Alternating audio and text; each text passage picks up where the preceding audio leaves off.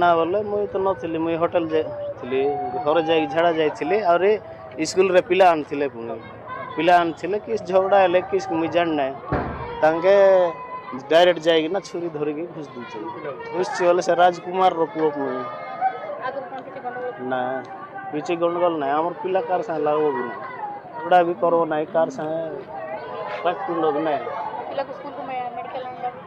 ହଁ ମେଡ଼ିକାଲ ଆଣିଲେ ମୁଇଁ ତ ଜାଣିନଥିଲି, ମୁଇଁ ତ ଘରେ ଯାଇକି ଆଇଲା ଭିତରେ ମେଡ଼ିକାଲ ଧରି ଆସିଥିଲେ।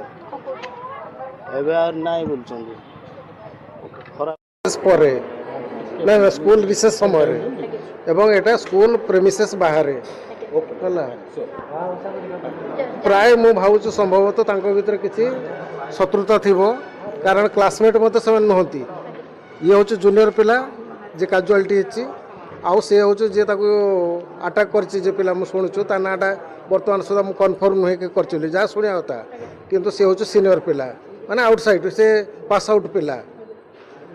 ତାପରେ ଶୁଣିକି ଆମେ ମଧ୍ୟ ହସ୍ପିଟାଲ ଆସିଛୁ, ତାକୁ ନେଇ ଆସିଛନ୍ତି ହସ୍ପିଟାଲକୁ। ଆଉ କ'ଣ ପଢ଼ୁଥିଲା ସେ, ଏବେ ଯିଏ କାଜୁଆଲିଟି ଅଛି 10ମ ପଢ଼ୁଥିଲା। ଡକ୍ଟର କହୁଛନ୍ତି ତ ୱର୍ସ ଦେନ୍ ସିରିୟସ୍। ହଁ ପୋଲିସ ଆସିଥିଲେ, ଫାଣ୍ଡି ଅଫିସର ଆସିଥିଲେ।